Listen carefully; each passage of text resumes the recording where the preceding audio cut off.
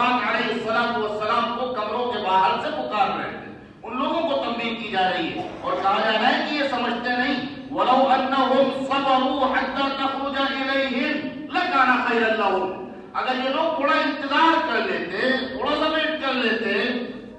عام طور سے لوگ اتاولے ہونے لگتے ہیں نا, گھر پہ پہنچتے ہیں اور فوراً کنڈی پیٹنا شروع کر دیا اور ہنگامہ شروع کر دیا, اور اگر کوئی نہیں آیا تو پھر الزامات بھی لگانے لگتے ہیں. صاحب ہم ان کے گھر گئے تھے.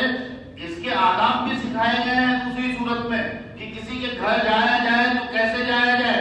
قرآن پاک نے کوئی گوشہ بھی تشنا نہیں چھوڑا ہے, کوئی گوشہ بھی تشنا نہیں چھوڑا ہے. سورہ نور میں سکھایا گیا ہے کہ آپ کسی کے گھر جائیں تو کیسے جائیں, کسی سے اجازت لیں تو کیسے اجازت لیں, اور اگر وہ اجازت نہ دے تو واپس چلے آئیں. وہاں سے لے کر کے اپنے گھر تک راستے میں جو بھی ملے اس سے یہ نہ کہتے پھرے بہت بڑے بنتے ہیں, گئے تو دروازہ نہیں کھولا. اگر اندر سے جواب نہیں آ رہا ہے خاموشی کے ساتھ واپس آئیے. آپ کو نہیں معلوم سامنے والا کے ساتھ میں, آپ کو نہیں معلوم سامنے والا کیوں نہیں ملنا چاہتا ہے. وہ اگر اسپیس نہیں دینا چاہ رہا ہے آپ اس کی رعایت کیجیے اس وقت. یہاں قرآن ان لوگوں کے بارے میں خاص طور پر کہہ رہا ہے جو نبی پاک علیہ السلام کو حجرے کے باہر سے پکار رہے تھے, آواز دے رہے تھے.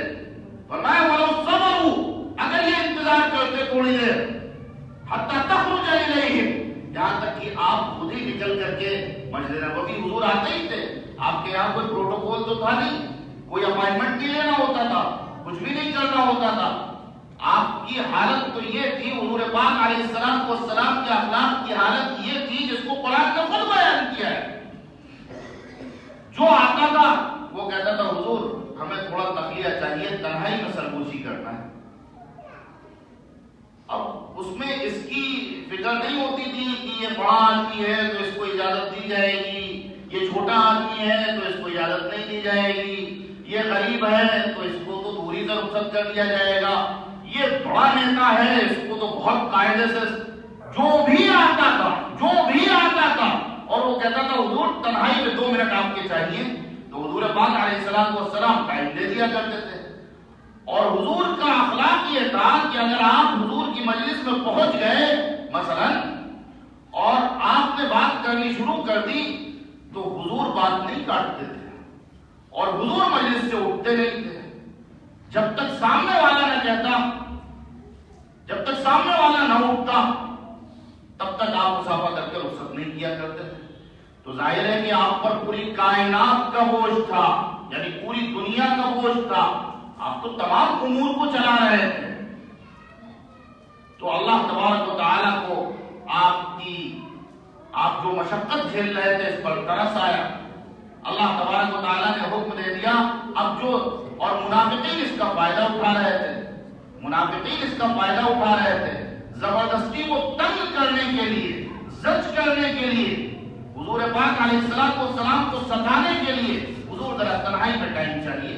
اب اگر ہر کوئی تنہائی میں ٹائم مانگنے لگے تو ایک وہ آدمی جو امور مملکت بھی چلا رہا ہے, جو دعوت اسلامی کی تحریک کو بھی چلا رہا ہے, جس کے گھر بھی ہے, جس کی بیویاں بھی ہیں, جس کے رفقا بھی ہیں, جو درس و تدریس کا بھی کام دے رہا ہے, جو امور سیاست کو بھی انجام دے رہا ہے, جو تمام طرح کے فیصلوں کو بھی دیکھ رہا ہے, ایسی ذات گرامی پر کتنا گرام گزرتا ہوگا. تو اللہ تبارک و تعالیٰ نے اس بات کا حکم دے دیا کہ جس کو بھی حضور سے تنہائی میں بات کرنا ہے وہ پہلے صدقہ کرے. اب قرآن مجید نے مومنین کی ایک خصوصیت بیان کی ہے انفاق. انفاق اچھی طرح سے سمجھ لیجیے, خرچ کرنا.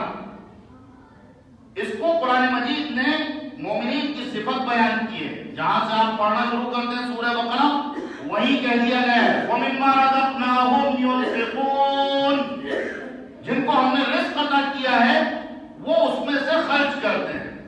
جو کچھ اللہ نے عطا کیا ہے اس میں سے خرچ کرتے ہیں. اس کا مطلب یہ ہوا کہ زکوٰۃ تو مالداروں پر فرض کی گئی ہے, لیکن اسلام نے اپنے ماننے والوں کا مزاج خرچ کرنے کا بنایا ہے. اور منافقین کی مذمت میں یہ بات بیان کی گئی ہے کہ وہ بخل کرتے ہیں.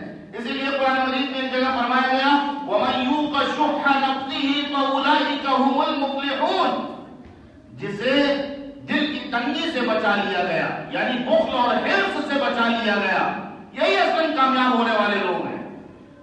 تو یہاں صدقے کا حکم دے دیا گیا کہ نبی سے جو تنہائی میں بات کرنا چاہے پہلے وہ صدقہ کرے۔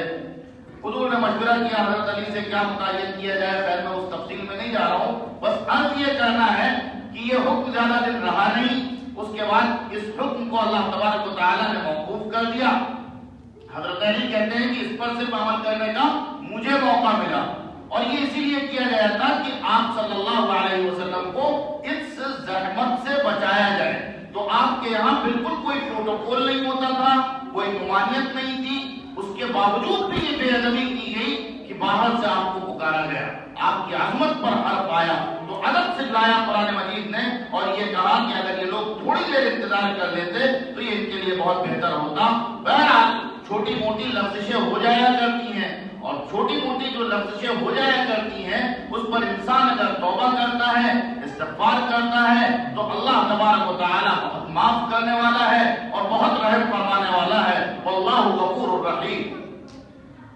پھر فرمایا یا ایھا الذین آمنوا ان جاءکم فاسق بنبأ فتبینوا ان تصیبوا قوما بجہالۃ فتصبحوا علی ما فعلتم نادمین۔ یہ بڑا خاص اصول بیان فرمایا ہے قرآن مجید نے۔ گاؤں کے گاؤں دیکھ لیجئے، گھر کے گھر دیکھ لیجئے، خاندان کے خاندان دیکھ لیجئے، ادارے دیکھ لیجئے، تنظیمیں دیکھ لیجئے، ملکوں کی سیاست دیکھ لیجئے، سب کی بربادی میں ایک بڑا کردار جو ادا ہوتا ہے